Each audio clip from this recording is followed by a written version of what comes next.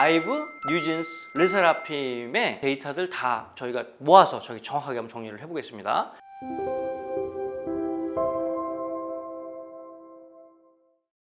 안녕하세요. K-POP 1타 강사 최광호. 오늘도 또 새로운 내용을 가지고 여러분께 인사드립니다. 자, 오늘은 이전에 우리 컨텐츠를 보고 굉장히 갑론을박이 됐던 거를 저희 쪽에 문의를 굉장히 많이 주셨어요. 또 리플도 다시고 여러 가지 또 아쉬운 마음을 또 표현해 주신 거 있어서 이번에는 아예 심화학습이라고 좀 보시면 되는 겁니다. 완전히 특별한 범위들을 한정해서 저희가 집중 파헤쳐보는 시간을 한번 가져보도록 하겠습니다. 그 시간이 무엇이냐? 우리 4세대 여성 아이돌을 대표하는 세 팀 있죠.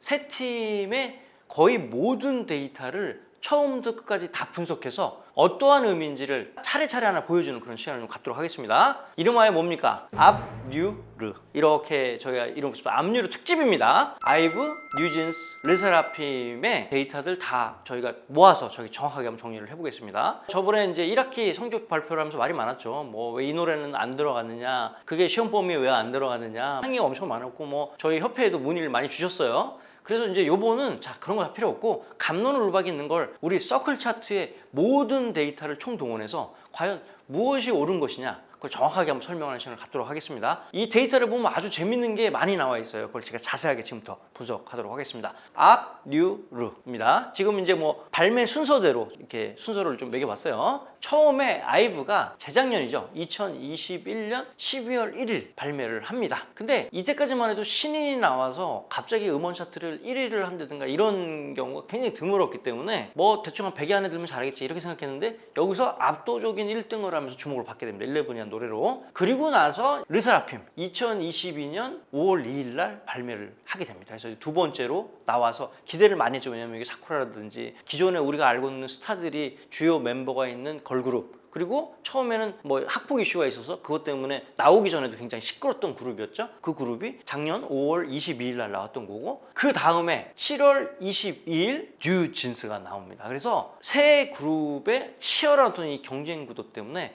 팬덤들도 굉장히 좀 예민해 있는 상황이기도 하고, 이들은 서로 이런 치열한 경쟁 관계 속에서 K-POP 산업 전체를 굉장히 크게 확장하는 데 기여를 했다. 저는 그렇게 분석하고 싶습니다. 그러나 팬들은 그런 분석이 중요하지 않다. 왜? 음악 산업이 커지든 말든 내가 응원하는 가수가 무조건 1등이 됐으면 좋겠다. 그 생각밖에 없는 거잖아. 그래서 오늘 이 시간은 뭐냐? 이 세 팀의 거의 모든 데이터들을 비교 분석하는 시간을 가져서 진정한 1위가 무엇이냐 뭐 이거를 말하기보다는 이들이 이렇게 선전하고 있다, 이렇게 치열하게 경쟁하고 있다는 것을 그래프로 정확하게 보여드리도록 하겠습니다. 자, 그러면 이 세 팀이 발매했던 앨범 수 뭐 이런 게 좀 약간 달라요. 그래서 어떤 앨범이 어떤 시기에 어떻게 나왔는지 종합 분석해보고 그 다음에 그래프로 분석을 해보도록 하겠습니다. 자, 아이브, 르세라핌, 뉴진스 이렇게 발매 순서대로 봤어요. 제가 앞에 설명을 드렸다시피 2021년 12월 1일 날 11이라는 노래를 가지고 아이브가 발매를 했는데 굉장히 성적이 좋았죠. 그러면서 여성 아이돌 그룹의 관심이 굉장히 증폭했던 계기가 됐다 이렇게 됩니다. 그리고 그 다음에 4월 달에 러브 다이브라는 노래를 가지고 또 한 번 앨범을 발매하게 됩니다. 이 앨범도 어떻게 됐어? 그 당시에 음원 차트를 강타하면서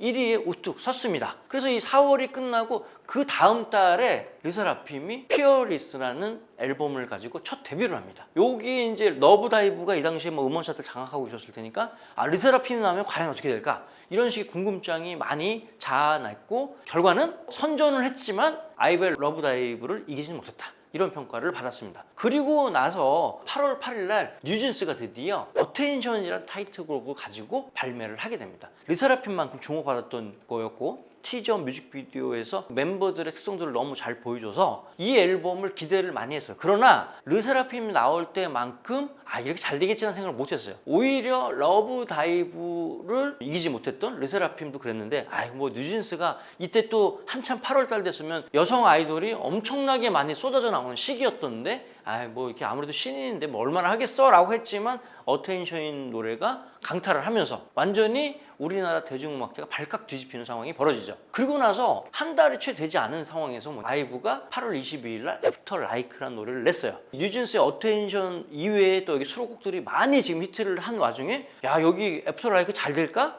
이런 의문도 있었지만 아니나 다를까 아이브는 아이브니까 국내 음원 차트에서 굉장히 좋은 성적을 보였습니다. 그래서 역시 최고입니다라고 생각이 들었고, 그리고 나서 그 2달 후에 작년 10월 달에 이제 안티프라질이라는 노래를 가지고 르세라핌이 다시 한번 재도전을 한 거지. 근데 이제 뭐냐면 아이브랑 뉴진스 사이에 껴서 뭔가 좀 아쉬운 성적을 거뒀다라는 평가가 사실 좀 있었긴 했어요. 그러나 전작인 피어리스보다 어때요? 굉장히 많은 스코어가 올라갔다. 우리가 이렇게 얘기를 할 수 있을 정도로 좋은 호성적을 보여서 이제는 세 팀이 각축을 벌일 수 있는 가능성이 충분히 있다. 이런 거를 지금 르세라핌이 안티프라질 앨범에서 보여줬죠. 그 다음 해가 넘어가지고 1월 초에 뉴진스가 우리가 알고 있는 아주 유명한 OMG 앨범을 발매하게 돼요. 이 앨범이 역시 뉴진스라는 얘기를 들을 정도로 굉장히 음원을 강타하게 됩니다. 그리고 나서 아이브가 4월 10일 날 우리가 알고 있는 정규 아이브라는 앨범을 발매하면서 타이틀곡 I Am뿐만 아니라 후속곡까지 굉장히 기염을 토하게 됩니다. 그리고 나서 이제 그 다음 달에 르세라핌이 안티프라질이 나온 거예요.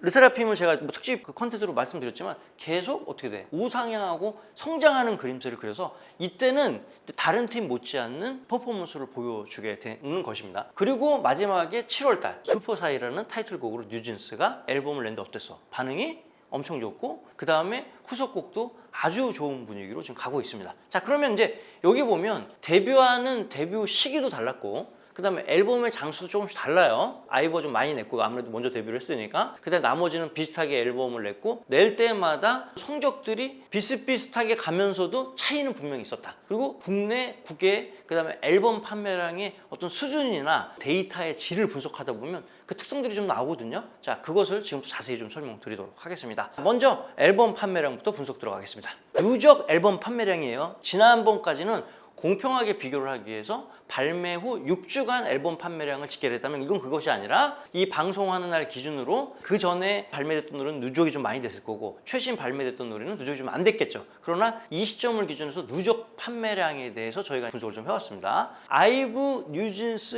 르세라핌 이렇게 지금 그래프가 나와 있어요. 당연히 이제 여기 보면 이게 이제 초창기라고 봐지고 그다음에 뉴진스는 사실 뭐 초창기랄 게 없어. 처음부터 나와서 뭐 이런 모습을 보였으니까 그 르세라핌 초창기는 이랬습니다. 자, 초창기만 좀 우리가 비교를 하자면 물론 이제 데뷔 일들이 다 다르고 아시겠지만 아이브가 맨 처음에 데뷔를 하고 르세라핌, 뉴진스 순으로 발매가 됐기 때문에 그 시간차의 개념보다는 이 가수가 처음 데뷔를 했을 때 앨범 판매량을 대략 보면 여기 보면 아이브 때는 판매량 순위가 이제 두 번째 러브 다이브까지만 해도 그렇게 판매량이 높진 않았어요. 근데 어떻습니까? 뉴진스는 앨범을 발매하자마자 어떻게 됐습니까? 굉장히 폭발적인 판매량을 보여줍니다. 뉴진스의 첫 번째 이 뉴진스 이 앨범은 얼마나 팔았나요? 이게 143만 팔았어요. 물론 여기에는 위버스 플랫폼 앨범까지 포함이 된 겁니다. 또 그럼 이제 또 우리 아이브 팬들이 우리는 피지컬로만 했는데 왜 이걸 더 했느냐? 뭐 이런 얘기를 또 하실 수 있겠죠. 근데 이제 대략적인 수치가 이랬던 겁니다. 그래서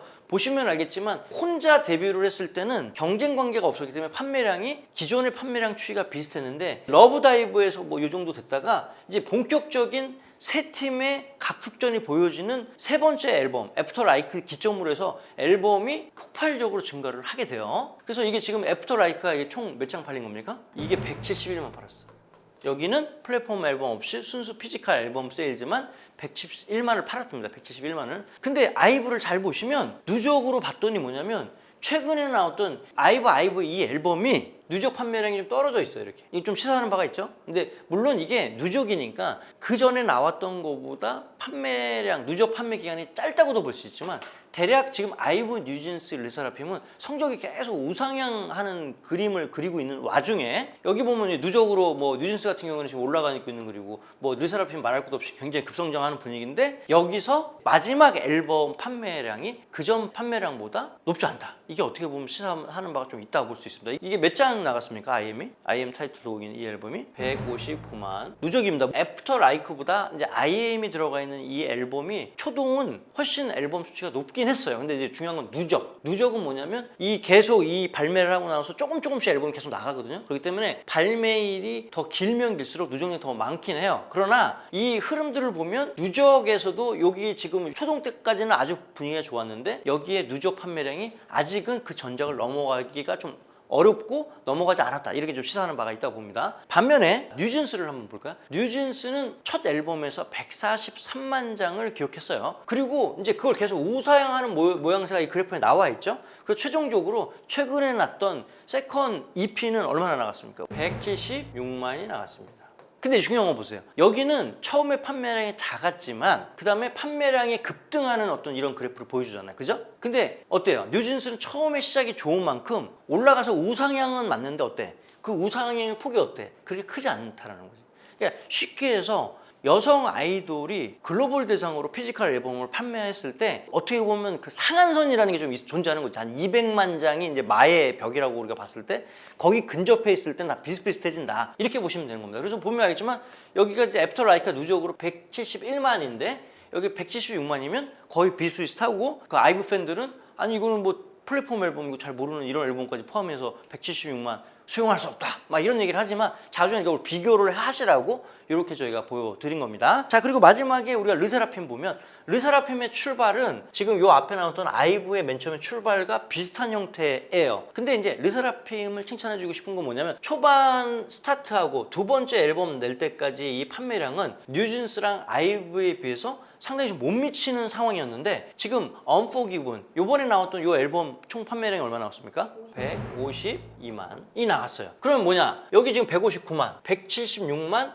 152만이면 이제는 격차가 어때? 별로 차이가 없다는 거야. 그래서 제가 르세라핌 특집을 했던 이유는 뭐냐? 뉴진스가 굉장히 잘하고 있다는 건 다 알고 있는 사실이고 아이브도 잘하고 있는 사실을 다 알고 있지만 자, 이제 르세라핌의 이 차이가 그 전작에 비해서 전작은 굉장히 차이가 많이 나죠? 그죠? 많이 차이 나지만 언포기분에서 거의 따라잡았다. 이게 뭡니까? 천장이 있는 거예요. 그래서 뉴진스하고 아이브는 먼저 올라가 있는데 르세라핌은 차곡차곡해서 거의 비슷하게 올라와 있다. 이 임계치를 누가 깰 수 있느냐 이것도 사실 관건인데 이제 이 정도 상황이 되면 이 다음 앨범에서 누가 더 많은 판매고를 기록할 수 있을까? 이건 아무도 장담 못한다 이거지. 그러니까 얼만큼 잘하는지 모르지만 이 세 팀은 이제는 박빙의 어떤 그런 관계가 됐다. 우리가 그렇게 말씀을 좀 드릴 수 있을 것 같아요. 그래서 보시면 알겠지만 처음에 이제 이런 스코어를 기록했지만 좋은 퍼포먼스를 보여주는 쪽을 우리가 보통 뭐라고 얘기합니까? 슬로우 스타터라고 얘기하죠. 처음에는 몸이 풀리기 전에는 좀 퍼포먼스가 안 나왔다가 시간이 지남에 따라서 그 발전 속도가 급속도로 증가하는 방면에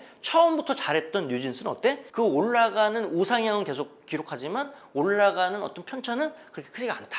라고 보는 겁니다. 이렇게 따지면 지금 170만 대, 그러니까 200만 언더대에서 이들이 지금 포진하고 있고 블랙핑크 이런 그런 어떤 넘사벽 그룹 밑에 이들이 아직 치열하게 경쟁하고 있다. 이렇게 좀 말씀드릴 수 있을 것 같은데 근데 이제 이 200만 장대가 깨질 거냐라고 저한테 물어보신다면 저는 깨질 거라고 봅니다. 시장이 계속 커지고 있다고 볼 수가 있기 때문에 그렇게 본다면 이 세 팀의 경쟁이 어떻게 보면 이 세 팀 서로에게 긍정적인 영향을 미치고 있다. 이렇게 좀 말씀드리고 싶습니다. 물론 이제 아이브는 4개 앨범을 냈고 나머지는 3개 냈기 때문에 이 총합을 합치는 게 뭐 그닥 큰 의미가 있다고 보지는 않아요. 근데 이제 그래도 우리가 총합을 한번 합쳐봤습니다. 합쳐보니까 누적 판매량이 아이브는 475만 장대를 기록해서 이걸 다 합하면 지금까지 발매했던 누적 앨범 판매량을 다 하니까 거의 이제 500만 장을 육박하는 판매량을 보였다 이렇게 얘기할 수 있습니다. 자, 그럼 뉴진스는 얼마나 팔았을까요? 뉴진스는 479만 6천 장 정도 팔았어요. 그러니까 거의 지금 뭐 판매량이 비슷한데 다만 뉴진스는 앨범을 3번밖에 안 냈으니까